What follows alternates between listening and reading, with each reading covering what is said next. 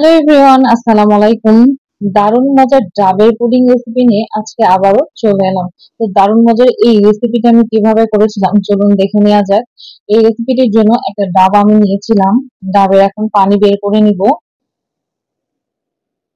ডাবের পানি বের করা হয়ে গেলে পানিটা একটু ছাঁকনি দিয়ে ছেঁকে নিব। পানিতে যেহেতু একটু ময়লা থাকে তাই একটু ছেঁকে নিলে ভালো হয়। নিয়েছিলাম 2 চামচ আগার আগার পাউডার, সামান্য একটু পানি দিয়ে গুলে নিয়েছি, নর্মাল পানি দিয়ে গুলে নিয়েছি। এখন ডাবের পানিটা চুলায় দিয়ে দিব।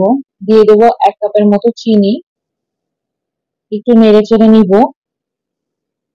তারপরে দিয়ে দিব সেই গোলানো agar agar powder. Agar agar powder দেওয়ার সাথে সাথে নাড়তে থাকতে হবে অনবরত, তা না হলে নিচে লেগে যাবে।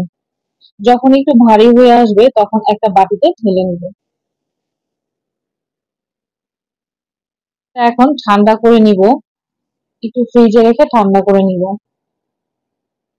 যখন এটা সেট হয়ে যাবে তখন আমি ছুরি দিয়ে কেটে পছন্দ মতো শেপ অনুযায়ী কেটে নিব। এখন যে বাটিতে আমি পুডিং বসাবো সেখানে ঢেলে নিব। এরপরে দিয়ে দিব 1 মগের মতো দুধ। দুধটা যখন একটু জাল হয়ে আসবে তখন দিয়ে দিব চিনি। চিনিটা আপনারা স্বাদ মতো দিয়ে দিবেন, আমি 1 কাপের মতো দিয়েছিলাম। এরপর নাড়তে থাকতে হবে। পরে দিয়ে দিব গোলানো আগার আগার পাউডার, 2 চামচ আগার আগার পাউডার আমি সামান্য ঠান্ডা পানি দিয়ে গুলে রেখেছিলাম সেটা দিয়ে দিয়েছি। এখন অনবরত নাড়তে থাকতে হবে। যখন ভারী হয়ে আসবে তখন নামিয়ে নিব। আগে থেকে যে ডাবের পুডিংটা কেটে রেখেছিলাম তার ভিতর দুধের মিশ্রণটা ঢেলে দিব। এখন চামচ দিয়ে একটু নেড়ে চেড়ে দিব। এভাবে এখন সেট হওয়ার জন্য আমি একটু নরমাল ফ্রিজে রেখে দিয়েছিলাম, বের করে নিব।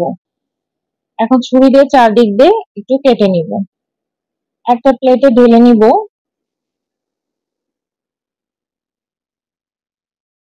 করে ঢালতে হবে যাতে ভেঙে না যায়। তো দারুণ মজার ডাবের পুডিং আমার তৈরি হয়ে গেছে। আমার এই রেসিপিটি আপনাদের কেমন লাগলো কমেন্ট করতে ভুলবেন না, আর রেসিপিটি ভালো লাগলে শেয়ার দিয়ে সাথেই থাকবেন। গরমের দিনে ঠান্ডা ঠান্ডা ডাবের পুডিং অসম্ভব মজা লেগেছে, যদিও আমি প্রথমবার করেছি কিন্তু আমার কাছে খুবই ভালো লেগেছে। আপনারা যারা কম সময়ে মজার ডেজার্ট বানাতে চান তারা এই রেসিপিটি ট্রাই করে দেখতে পারেন, আশা করি আপনাদেরও অনেক ভালো লাগবে।